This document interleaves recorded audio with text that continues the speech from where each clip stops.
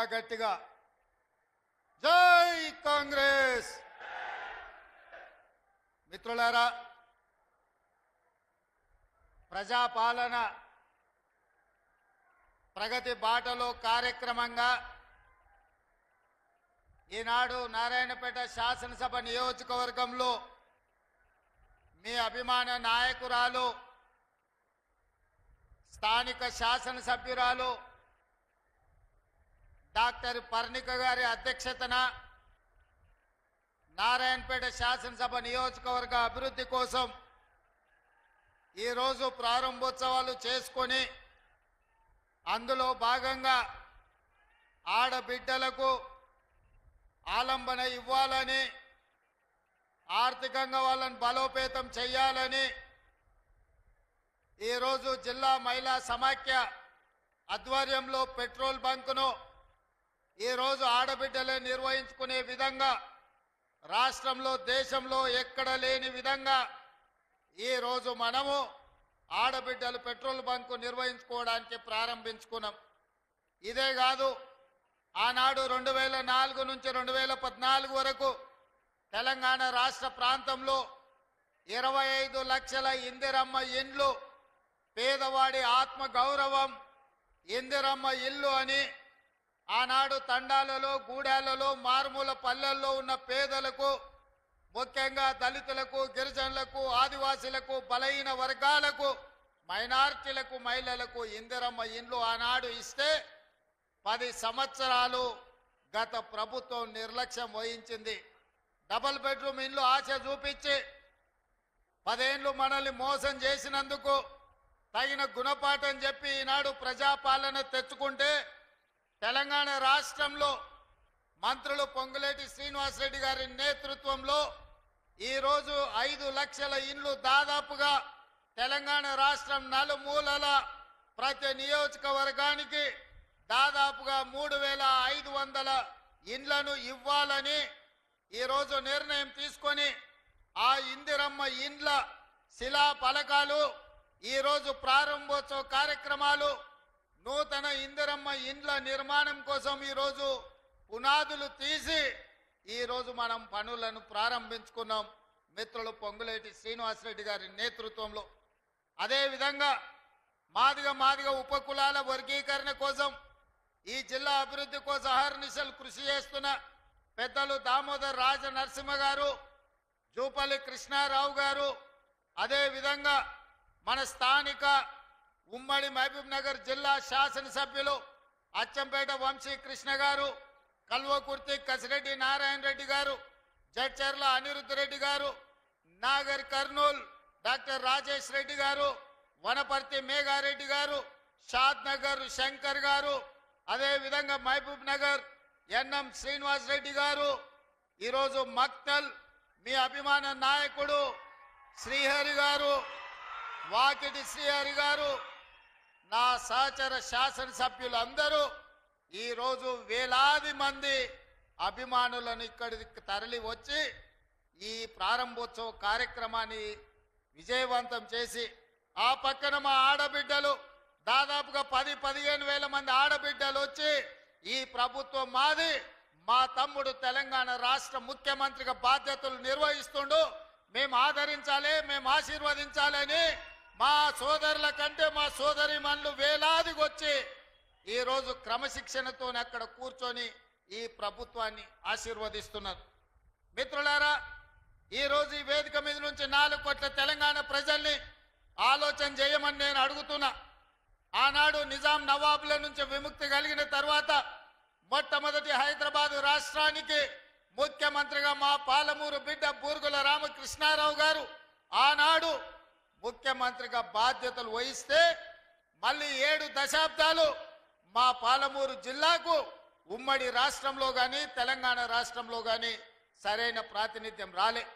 7 దశాబ్దాల తర్వాత ఈ పాలమూరు బిడ్డల ఆశీర్వాదం వల్ల మీరు అండగా నిలబడి 12 మంది పార్లమెంటు సభ్యులను గెలిపించి ఆశీర్వదించి నన్ను హైదరాబాద్కు పంపిస్తే తెలంగాణ రాష్ట్రానికి ముఖ్యమంత్రిగా మీ పాలమూరు బిడ్డ మీ సోదరుడు ఇవాళ ముఖ్యమంత్రి అయ్యి ఇవాళ మీ ముందు నిటారుగా నిలబడ్డాడు. మిత్రులారా, ఇవాళ ఆలోచన చేయండి. ఉమ్మడి రాష్ట్రంలో ఎంతో మంది పాలకులు వచ్చిండ్రు, ఎందరో ముఖ్యమంత్రులు అయినరు. ఎన్నిసార్లైనా మన పాలమూరు పేదరికాన్ని చూపించి ప్రపంచ దేశాలలో మార్కెటింగ్ చేసుకున్నారు తప్ప మన జిల్లాను అభివృద్ధి చేయలే. ఇవాళ ఈ వేదిక మీద నుంచి నేను అడుగుతున్న మేధావులను, ఈ తెలంగాణ రాష్ట్రంలో ఉన్న చదువుకున్న వాళ్ళను, నీళ్లు నాగరికత తెస్తాయి, నీళ్లు పంటలు తీసుకొస్తాయి, మీ నీళ్లు పసిడి బంగారాన్ని పండిస్తాయి. మరి నీళ్లు నాగరికతను దేవాల్సింది, పసిడి పంటలు పండించాల్సిన ఈ పాలమూరు జిల్లాలో కృష్ణా నది జలాలు 811 టీఎంసీలు దశాబ్దాలుగా పారుతున్నా మాకెందుకు పసిడి పంటలు రాలేదు? మా కష్టాలు ఎందుకు తీరవలేదు? మా కన్నీళ్లు ఎందుకు తూడవలేదని నేను అడుగుతున్నా. ఈ పాలమూరు జిల్లా నాడు ఉమ్మడి రాష్ట్రంలో లేదా? ఈ పాలమూరు జిల్లా ఏర్పడ్డ తెలంగాణ రాష్ట్రంలో లేదా? ఈ పాలమూరు జిల్లా బీఆర్ఎస్ పార్టీకి ఓట్లు వేయలేదా? అంతెందుకు 2009లో నాడు చంద్రశేఖరరావు గారు కరీంనగర్ జిల్లా ప్రజలు తరుముతే భుజాన జోలె వేసుకొని జోలె పట్టుకొని పాలమూరు జిల్లాకు వచ్చి ఈ ప్రాంతంలో ప్రజల్ని అడుక్కుంటే నా పాలమూరు సోదరులు, మా సోదరి మనులు నీకు భిక్ష పెట్టినరు. నీ బొంతలో భిక్ష వేసి పార్లమెంటు సభ్యుని చేసి ఢిల్లీకి పంపిస్తే నువ్వు పార్లమెంటు సభ్యుడిగా పదవిని ఎలగబెట్టినావు. సోనియమ్మ తెలంగాణ రాష్ట్రం ఇస్తే నువ్వు తెచ్చినా అని గొప్పలు చెప్పుకున్నావు. ఆనాడు పాలమూరు జిల్లాను దత్తత తీసుకుంటున్నావు. తెలంగాణ రాష్ట్రం వస్తే పాలమూరు బాగుపడుతుందన్నావు. వలసలు ఆగిపోతాయన్నావు. మా కన్నీళ్లు తూడుస్తా అన్నావు. మా ప్రాజెక్టులు పూర్తి చేస్తా అని మాటిచ్చినావు. నేను ఇవాళ అడుగుతున్న వేదిక మీద నుంచి 10 సంవత్సరాలు ముఖ్యమంత్రిగా ఉన్న చంద్రశేఖరరావు గారు 2009లో మేము హక్కున చేర్చుకొని మా కడుపులో పెట్టుకొని చూసుకుంటే, మేము భుజాల మీద పెట్టి మోసుకుంటే, పాలమూరులో ఊరు లేకపోయినా, పార్లమెంటులో నీకు నోరు రాకపోయినా, మేము ఎంపీగా గెలిపిస్తే, మేము భిక్ష పెడితే నువ్వు ఆనాడు ఎంపీ అయినవు. ఆ సంగతి మర్చిపోకు. మరి 10 సంవత్సరాలు ముఖ్యమంత్రిగా ఉన్న నువ్వు మా ప్రాజెక్టులను ఎందుకు పూర్తి చేయలేదని నేను అడుగుతున్నా. ఇవాళ ఈ వేదిక మీద నుంచి పెద్ద పెద్ద మాటలు మాట్లాడుతున్నారు, పొంకనాల మాటలు. ఇవాళ నేను అడుగుతున్నా చంద్రశేఖరరావు గారిని, 10 సంవత్సరాలు ఈ తెలంగాణ రాష్ట్రానికి 2 సార్లు నువ్వే ముఖ్యమంత్రి కదా, నీదే ప్రభుత్వం కదా, మా జూరాల ప్రాజెక్టు పూర్తి ఎందుకు కాలే? మా కల్వకుర్తి ఎత్తిపోతల కంప్లీట్ ఎందుకు కాలేదు? మా నెట్టంపాడు, మా కోయిల్ సాగరు, మా సంగం బండలో ఒక బండ అడ్డం పడితే 10-15 కోట్ల రూపాయలు ఇవ్వక బండ బగలగొట్టక 10,000 ఎకరాలు పల్లెల్లో ఎడారిగా మారితే నీకు మనసు రాలే. సంగం బండలో బండ వలగొట్టలే. కానీ మేము వచ్చిన తర్వాత ఆ బండ బగలగొట్టి ఆ గ్రామాలకు నీళ్ళు ఇచ్చినాం. ఇవాళ కోయిల్ సాగర్, ఇవాళ మీ ఆర్టీఎస్, ఇవాళ ఈ ప్రాంతంలో ఉండే ఏ ప్రాజెక్ట్ అయినా ఎందుకు 10 ఏళ్లలో పూర్తి చేయలే?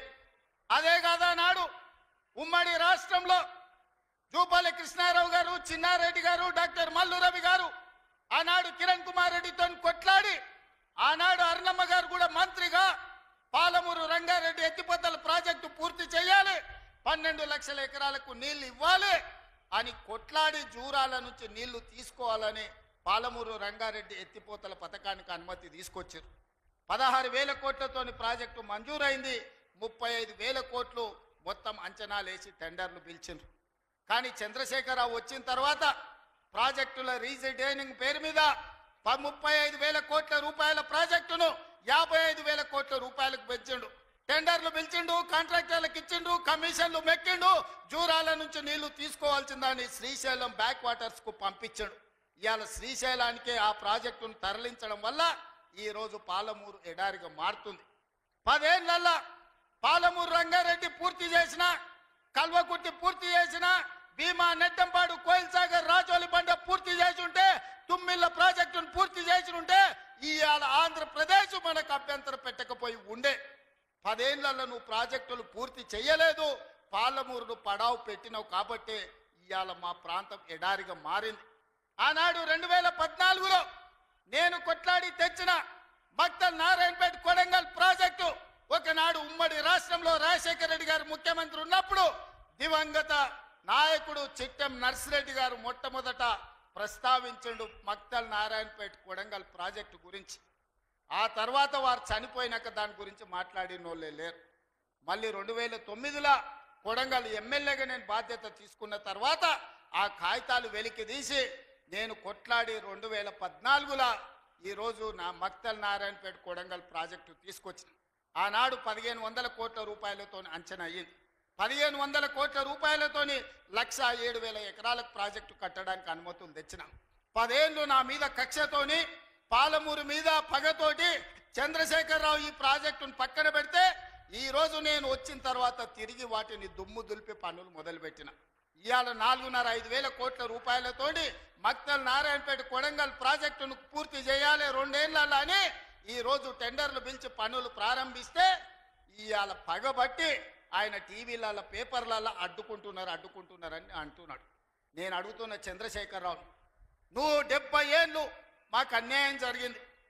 మా ప్రాంతంలో నీళ్లు పోయినా మా ప్రాంతం నుంచి తరలిపోతున్న కృష్ణానది జలాలు మాకు తాగడానికి మా సాగునీరుకు అందు రాకపోయినా ఈ దేశంలో ఎక్కడ ప్రాజెక్టులు కట్టినా బాక్రానంగల్ కావచ్చు, శ్రీశైలం కావచ్చు, నాగార్జున సాగర్ కావచ్చు, SRSP కావచ్చు, ఈ దేశంలో ఎక్కడ ప్రాజెక్టులు కట్టినా తట్ట పని, పార పని, మట్టి పని, చెమట తీసే ప్రతి పని మా పాలమూరు బిడ్డలు చేసి దేశానికి ప్రాజెక్టులను అందించారు. ఇవాళ ఈ దేశంలో పంట పండుతుందంటే మా పాలమూరు బిడ్డల స్వేదం ఉంది, మా రక్తం ఉంది, మా కష్టం ఉంది. అట్లాంటి మా జిల్లా ఎడారిగా మారి వేలాది మంది వలసలు పోతుంటే తమ పసిపిల్లల్ని తల్లిదండ్రుల దగ్గర, ముసలోళ్ళ దగ్గర, గుడిసెల దగ్గర వదిలి జంటలుగా మేస్త్రీల ఎంబడి వలస పోతుంటే వలసలు ఆపాలని ఇవాళ మా ప్రాజెక్టులు పూర్తి చేయాలని ప్రయత్నం చేస్తుంటే మా మీద పగబట్టినవు ఎందుకు చంద్రశేఖరరావు అని నేను అడుగుతున్నా. ఏం అన్యాయం చేసినాం నీకు చంద్రశేఖరరావు? మేము నిన్ను మా పార్లమెంట్ సభ్యుడిగా ఎన్నుకోవడం మేము చేసిన అన్యాయమా? నీ పార్టీకి పోయినసారి 13 సీట్లు ఇవ్వడం మేము చేసిన అన్యాయమా? ఏం అన్యాయం చేసినామని ఇవాళ మా జిల్లాల ప్రాజెక్టులను అంటుకుంటున్నావు. ఈ 10 ఏళ్లలో నువ్వు పాలమూరు రంగారెడ్డి ఎత్తిపోతలు పూర్తి చేసినుంటే ఇవాళ చంద్రబాబు నాయుడుతో పంచాయతీ ఎందుకు వస్తుండే? ఆనాడు నువ్వు వైఎస్ రాజశేఖర రెడ్డి ముఖ్యమంత్రి ఉన్నప్పుడు ఆనాడు పోతిరెడ్డిపాడు పక్క 4,000 క్యూసెక్స్ నుంచి 40,000 క్యూసెక్లకు పెంచింది. రాజశేఖర రెడ్డి గారికి ఊడిగం చేసింది. రాజశేఖర రెడ్డి చెప్పులు మోసి కృష్ణానది జలాలను రాయలసీమకు తరలించడానికి అనుమతించింది సన్నాసివి నువ్వు కాదా చంద్రశేఖరరావు? ఆనాడు నువ్వు ఊడిగం చేసి రాజశేఖర రెడ్డి పోతిరెడ్డిపాడు ద్వారా నీళ్లు తరలించకపోయిన కృష్ణానది జలాలు మళ్ళీ ఆయన కొడుకు జగన్మోహన్ రెడ్డి ముఖ్యమంత్రి అయిన తర్వాత ఇదే ప్రగతి భవన్, ప్రజల స్వేదంతో నిర్మించిన ప్రగతి భవన్ అధికారిక కార్యాలయానికి వైఎస్ కొడుకు జగన్మోహన్ రెడ్డిని పిలిపించి పంచపక్ష ప్రమాణాలు పెట్టి 6 గంటలు చర్చించి రాయలసీమ ఎత్తిపోతల పథకం రచించింది నువ్వు కాదా? ఇది ద్రోహం కాదా? ఆనాడు రాజశేఖర రెడ్డితో కలిసి పోతిరెడ్డిపాడు ద్వారా కృష్ణానది జలాలను సీమకు తరలించకపోతుంటే హారతిచ్చింది నువ్వు కాదా? ఆనాడు మంత్రివర్గంలో నీ మంత్రులు లేరా? హరీష్ రావు గారు ఆ మంత్రివర్గంలో మంత్రి కాదా అని నేను ఇవాళ అడుగుతున్నా. అదే కాదు, జగన్మోహన్ రెడ్డి గారు ముఖ్యమంత్రి ఉన్నప్పుడు ఏ నీళ్ల కోసం తెలంగాణ రాష్ట్రం తెచ్చుకున్నామో, ఏ నీళ్ల కోసం శ్రీకాంతాచారి లాంటి యువకులు, నూనూగు మిసాల యువకులు ఆత్మ బలిదానాలు చేసుకున్నారు. ఆ బలిదానాలతో సాధించుకున్న తెలంగాణలో కృష్ణానది జలాలు రంగారెడ్డి, మహబూబ్ నగర్, అదేవిధంగా నల్గొండ, ఖమ్మం జిల్లాలకు ప్రాజెక్టులకు, భూములకు పారాల్సిన నీళ్లు రాయలసీమ జిల్లాలకు తరలించకపోతుంటే రాయలసీమ లిఫ్ట్ ఇరిగేషన్, అదేవిధంగా ముచ్చుమర్రి లిఫ్ట్ ఇరిగేషన్ నిర్మించుకుంటుంటే ఒక్క రోజైనా నువ్వు అడ్డుకున్నావా? వీరతిలకం దిద్ది జగన్మోహన్ రెడ్డికి పంచపక్ష ప్రమాణాలు పెట్టింది నువ్వు కాదా? ఇవాళ నువ్వు చేసిన పాపం ఇవాళకు మాకు శాపమైంది, ఇవాళ మాకు ఉరైంది. ఇవాళ తొందరలోనే రాయలసీమ లిఫ్ట్ ఇరిగేషన్ పూర్తి అయితే రోజుకు 10 టీఎంసీలు, రోజుకు 10 టీఎంసీలు అంటే ఒక్క నెల రోజులు మన కళ్ళు మూసుకుంటే 300 టీఎంసీలు శ్రీశైలం మొత్తం తరలించకపోవడానికి, మలుపుకపోవడానికి ఇవాళ పునాదులు వేస్తే ఆంధ్రప్రదేశ్ ప్రభుత్వం వీర తిలకం దిద్ది కాంట్రాక్టర్ దగ్గర కమిషన్ల కోసం కక్కుర్తిపడ్డది నువ్వు కాదా చంద్రశేఖరరావు? ఆనాడు సాగునీటి పారుదల శాఖ మంత్రి హరీష్ రావు కాదా అని నేను అడుగుతున్నా. 5 ఏళ్ళు హరీష్ రావు సాగునీటి పారుదల శాఖ మంత్రి, 5 ఏళ్ళు చంద్రశేఖరరావు గారు సాగునీటి పారుదల శాఖ మంత్రి. మరి నేను ఇవాళ అడుగుతున్నా, పాలమూరు అక్కడనే ఉంది, కల్వకుర్తి అక్కడనే ఉంది, భీమా ఎండిపోయింది, కోయిల్ సాగర్ ఆరిపోయింది. ఈరోజు ఆర్డిఎస్ అట్లనే ఉండిపోయింది. మా ప్రాజెక్టులు ఎందుకు పూర్తి చేయలే, మా పాలమూరు కష్టాలు ఎందుకు తీరవలేదని నేను అడుగుతున్నా. ఈ నీళ్లు మాకు నాగరికతను ఎందుకు తేలే, ఈ నీళ్లు మాకు పసిడి పంటలు ఎందుకు తీయలే, ఈ నీళ్లు మాకెందుకు కన్నీళ్లు మిగిలిచ్చినాయని నేను అడుగుతున్నా. ఈ నీళ్లు మా భూములు ఎడారుగా మారడానికి, ఈ నీళ్లు మా ప్రజలు వేలాదిగా వలసలు పోవడానికే పనికొచ్చినాయి తప్ప మా జీవితాలలో వెలుగులు వచ్చినాయని నేను అడుగుతున్నా. ఈ పాపం నీది కాదా చంద్రశేఖరరావు? ఈ పాపం నీదే కదా? 10 ఏళ్ళు వచ్చిన తెలంగాణ రాష్ట్రంలో 2 లక్షల కోట్ల రూపాయలు సాగునీటి ప్రాజెక్టుల కోసం ఖర్చు పెట్టినావు కదా. 1,00,000 కోట్లు కాళేశ్వరం కట్టినావు, 1,00,000 కోట్లల్లా 1,000 కోట్లు మింగినావు. కట్టిన కాళేశ్వరం కుప్పగూలిపోయింది. ఇంతకంటే దిక్కుమాలిన ప్రాజెక్ట్ ఇంకెక్కడైనా ఉంటుందా అని నేను చంద్రశేఖరరావుని అడుగుతున్నా. ఇవాళ మా ప్రాజెక్టులు పడావు పెట్టి మా నిధులు నీళ్ళేమో రాయలసీమ తరలించకపోయింది, నిధులేమో నువ్వు తరలించకపోయినావు, పదవులేమో నీ ఇంట్లోకి వచ్చినాయి, పాపాలేమో మాకు వచ్చినాయి. ఇవాళ ఈ పాపాలు ఈ కష్టాలు ఎంతకాలం మేము ఎదుర్కోవాలని నేను అడుగుతున్నా. అందుకే మిత్రులారా, ఇవాళ మన మీద పగబట్టిండు. 10 ఏళ్ళు ముఖ్యమంత్రి ఉన్నాయన, మన పరిపాలన బాగలేదంటుడు. నేను అడుగుతున్న ఇక్కడికి వచ్చిన సోదరుని, తెలంగాణ ప్రజల్ని, 10 ఏళ్ళు కేసీఆర్ ముఖ్యమంత్రి ఉన్నాడు, 12 ఏళ్ళు నరేంద్ర మోడీ ప్రధానమంత్రి ఉన్నాడు. ఇవాళ చర్చకు సిద్ధమా? కిషన్ రెడ్డి గారు మీ పార్టీ ప్రెసిడెంట్గా నువ్వురా, కేంద్ర మంత్రిగా నువ్వురా, చంద్రశేఖరరావు గారు ప్రతిపక్ష నాయకుడిగా నీ పార్టీ ప్రెసిడెంట్గా నువ్వురా, కాంగ్రెస్ పార్టీ నుంచి ముఖ్యమంత్రిగా నేను వస్తా. 12 ఏళ్ళు మోడీ పరిపాలన మీద, 10 ఏళ్ళు చంద్రశేఖరరావు పరిపాలన మీద, 12 నెలల మా పరిపాలన మీద, ప్రజా పరిపాలన మీద చర్చ చేయడానికి నేను సిద్ధంగా ఉన్నా. చర్చలో ఓడితే ముక్కు నేలకు రాస్తా అని చెప్పి నేను ఈ సందర్భంగా సవాలు విసురుతున్నా. ఇవాళ నేను అడుగుతున్నా, మాకు అవకాశం వచ్చింది, మా జిల్లాకు అవకాశం వచ్చింది, మేము ఎవరినో అడుక్కోవడం, ఎవరి ముందల్లో చేయి దాచడం కాదు. ఇవాళ మా పాలమూరు జిల్లాకే ఒక అవకాశం వచ్చింది.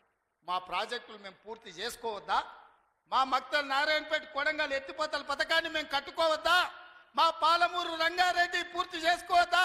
మా కల్వకుర్తి పూర్తి చేసుకోవద్దా? మా బీబా పూర్తి చేసుకోవద్దా? మా నెట్టంపాడు పూర్తి చేసుకోవద్దా? మా కోయల్ సాగర్ పూర్తి చేసుకోవద్దా? మా జూరాల పూర్తి చేసుకోవద్దా?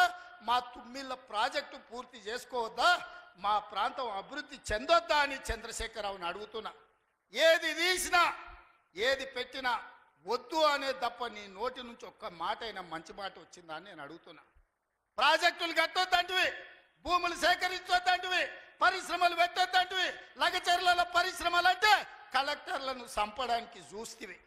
మాకు పరిశ్రమలు వద్దా? మా జిల్లాకు ప్రాజెక్టులు వద్దా? మా జిల్లాలో నీళ్లు పారొద్దా? మా పంటలు పండొద్దా? మా రైతులు బాగుపడొద్దా? మేము మంచి బట్టలు కట్టుకోవద్దా? మేము బుక్కెడు బువ్వ తినొద్దా?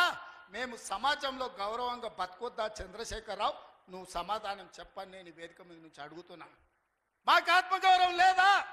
మేము మీలాక దొరలు కాకపోవచ్చు, కానీ మేము రైతు బిడ్డలమే కదా. మేము గౌరవంగా బతకాలని కోరుకోవడం తప్ప, మా ఆడబిడ్డలు వాళ్ళ పిల్లల్ని చదివించుకోవాలనుకోవడం ఏమన్నా నేరమా? ఎందుకు అడ్డుకుంటున్నారు నువ్వు, నీ కొడుకు, నీ అల్లుడు అని నేను అడుగుతున్నా. 12 నెలలు కానీ ప్రభుత్వం అప్పుడే దిగిపోవాలంటున్నాడు. 10 ఏళ్ళలో నువ్వు చెయ్యని పనులు మేము చేసినాం కదా. ఏం బాగలేదు పాలన. ఆయన కొడితే గట్టి కొడతాడంట. ఆయన కొడితే ఎంత గట్టి కొడతాడంట అంటే ఇక అది చెప్పనలవి కాదంట.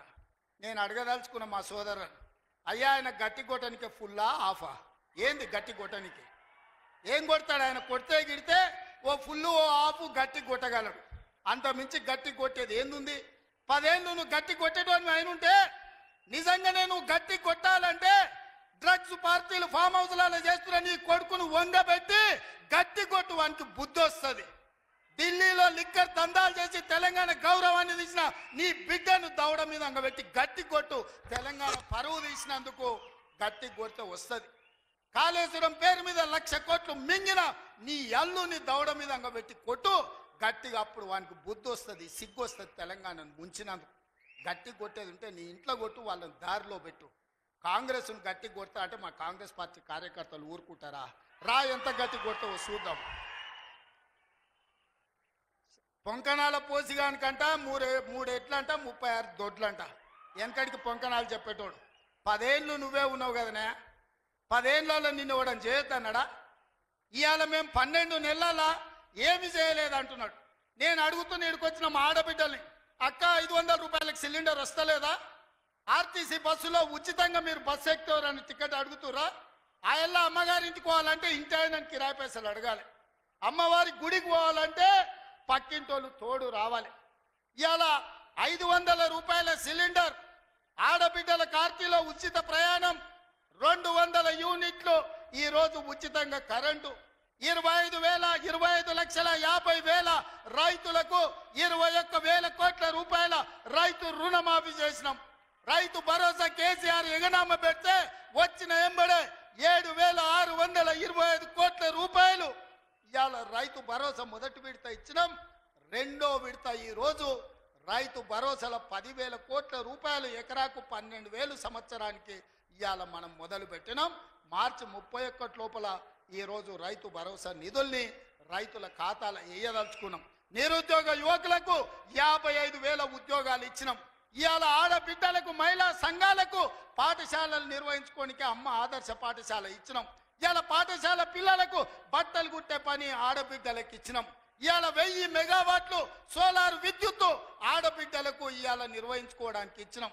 ఇవాళ మహిళా సంఘాలకు 600 బస్సులు కొని ఆర్టీసీకి ఇవాళ కిరాయిలకు పెట్టే అవకాశం మా ఆడబిడ్డలకు ఇచ్చినాం.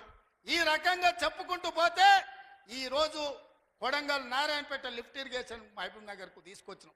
5,000 కోట్ల రూపాయలతో కొడంగల్ అభివృద్ధి పనులు, 1000 కోట్లు ఇవాళ నారాయణపేటలో అభివృద్ధి పనులు తీసుకున్నాం. పాలమూరు ప్రాజెక్టు పూర్తి చేయాలని ఇవాళ ముందుకు పోతున్నాం.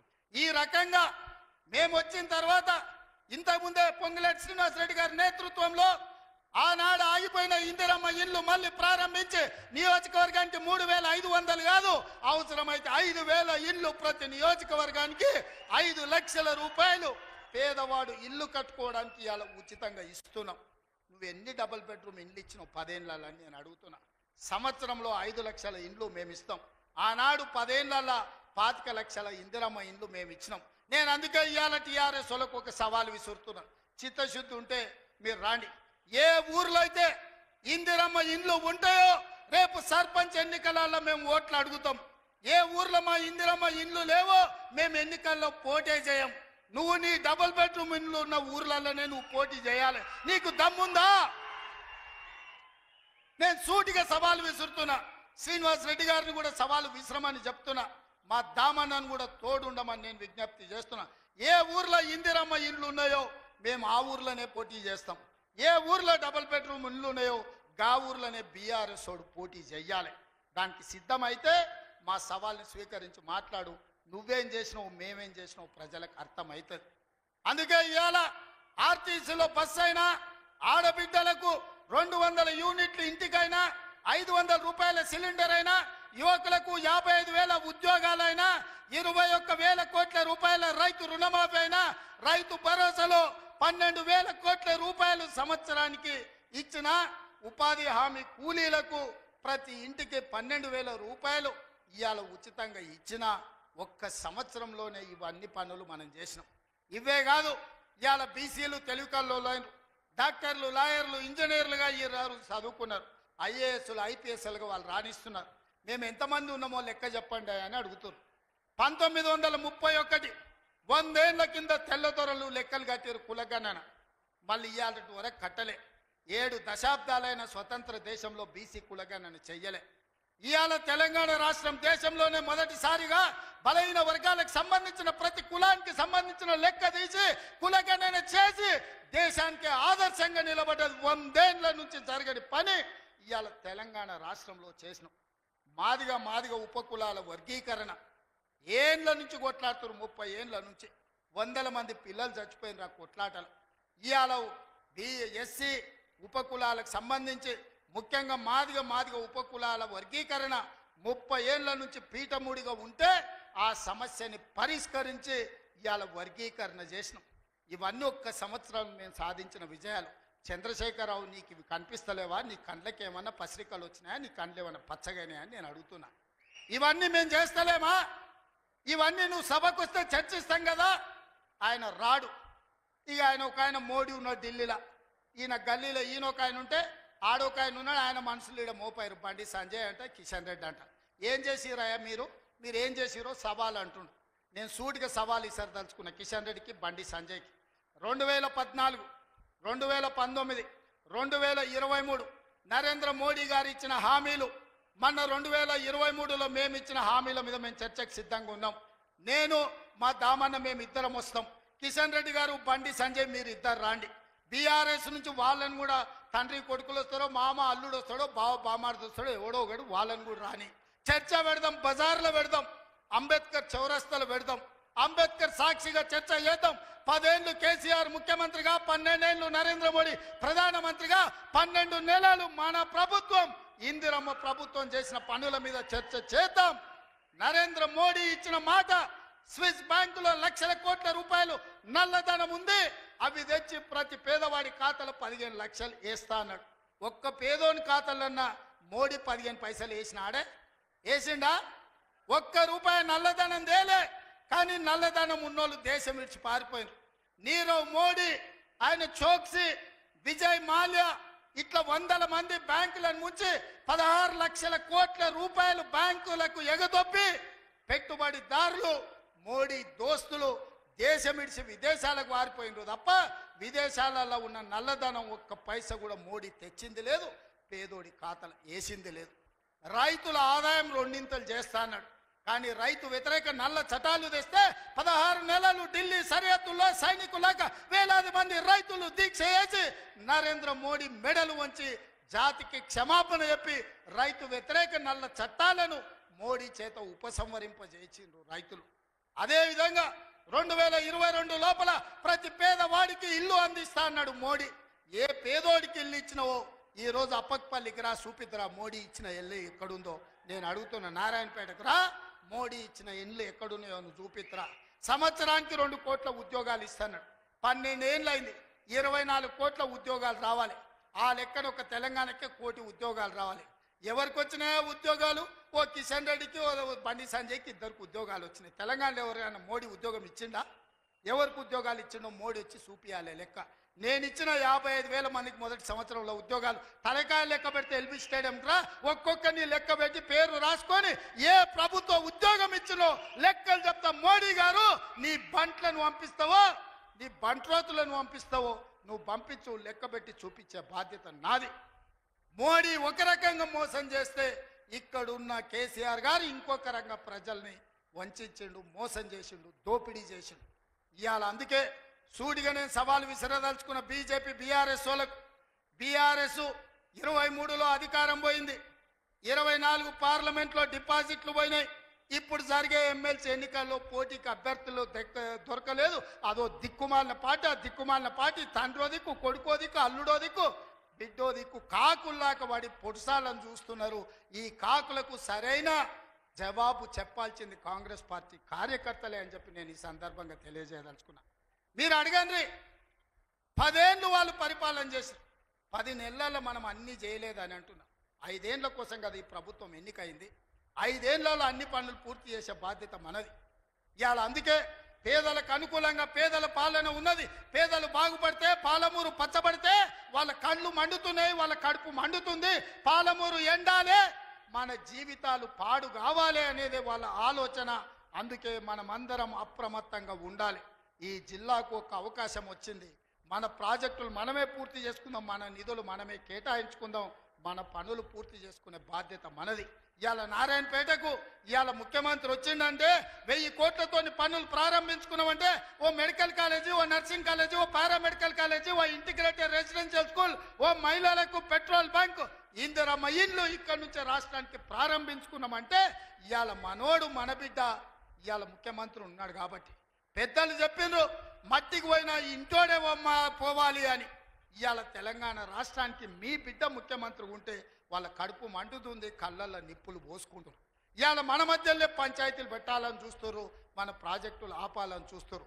అందుకే ఈ ప్రాంతంలో వచ్చే పరిశ్రమలైన సాగునీటి ప్రాజెక్టులకైనా భూసేకరణను అడ్డుకోకండి. మీకు నష్టపరిహారం అధికంగా ఇచ్చే బాధ్యత మాది. మీరు కొత్త ప్రాజెక్టులు, కొత్త భూములు కొనుక్కోండి, కొత్త ప్రాజెక్టులు కట్టుకోండి. 10 లక్షలు కానీ అవసరమైతే భూములు పోయేటోళ్ళకి 20 లక్షల రూపాయలు ఇప్పించే బాధ్యత నాది. మీ బిడ్డ ఉన్నాడు ఇక్కడ, మీ సోదరుడు ఉన్నాడు. మీరెవ్వరు బాధపడకండి, కన్నీళ్లు పెట్టుకోకండి. ప్రభుత్వ ఖజానా నుంచి మన జిల్లాకు నేను ఈరోజు నిధులు ఇస్తా. మా అనిరుద్ధ్ రెడ్డి ఉన్నాడు, ఈరోజు ఉదండాపూర్ ప్రాజెక్టు గురించి చెప్తున్నాడు. ఖచ్చితంగా ప్రాజెక్టు సమస్యను తొందరలోనే పరిష్కరించే బాధ్యత నాది. నష్టపరిహారం ఇచ్చి ఉద్దండపూర్ ప్రాజెక్టును పూర్తి చేసి రైతుల్ని ఆదుకునే బాధ్యత నేను తీసుకుంటా. ఇవాళ మీ కష్టాలు తీరవకపోతే, మీ సమస్యల్ని పరిష్కరించకపోతే మీ బిడ్డ తెలంగాణ ముఖ్యమంత్రిగా ఉండి ప్రయోజనం ఏందని నేను మిమ్మల్ని అడుగుతున్నా. సంపూర్ణమైన విశ్వాసం పెట్టుకోండి. లేక లేక మనకు ఒక అవకాశం వచ్చింది. మన ఇంట్లోనికి మన బిడ్డకు అవకాశం వచ్చినప్పుడు శత్రువులు కుట్రలు చేస్తున్నారు. కడుపుల కత్తులు పెట్టుకొని బయలుదేరుతున్నారు. కౌగిలించుకున్నట్టే ఇకిలిస్తున్నారు. కౌగిలించుకొని కడుపుల కత్తులు పెట్టి పొడిచి చంపాలని చూస్తున్నారు. ఇట్లాంటి సన్నాసులకు గుణపాఠం చెప్పాల్సిన బాధ్యత పాలమూరు జిల్లా యువకుల మీదనే ఉన్నది. మిత్రులారా, పనిలో నిమగ్నమై ఉన్న పనులు చేసే బాధ్యత నాది, కాపాడుకునే బాధ్యత మీది. మళ్ళీ రాదు ఇట్లాంటి అవకాశం. ఇవాళ తప్పిపోయిందా మళ్ళీ 50 ఏళ్ళు అవుతుందో, 60 ఏళ్ళు అవుతుందో, 70 ఏళ్ళు అవుతుందో, 100 ఏళ్ళు అవుతుందో చరిత్రను మనం అంచనా వెయ్యలేము. ఇవాళ వచ్చినప్పుడే మన ప్రాజెక్టులను పూర్తి చేసుకుందాం.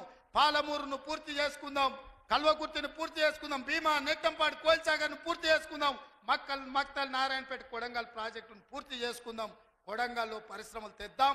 మన ప్రాంత నిరుద్యోగ సమస్యని పరిష్కరిద్దాం. మీరందరూ అండగా నిలబడాలి. ఈ ప్రాంతాన్ని అభివృద్ధి చేసే బాధ్యత నాది.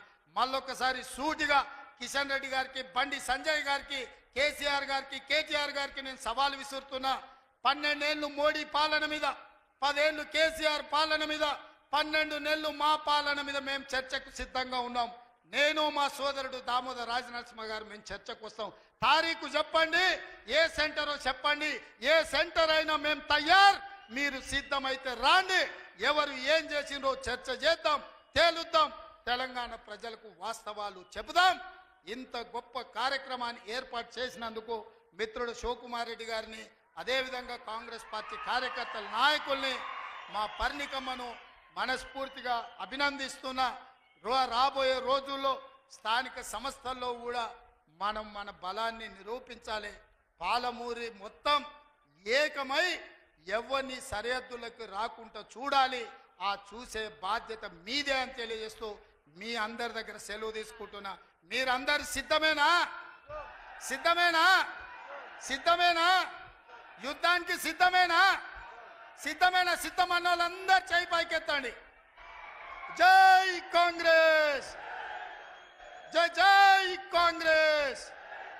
ధన్యవాదాలు మిత్రులారా.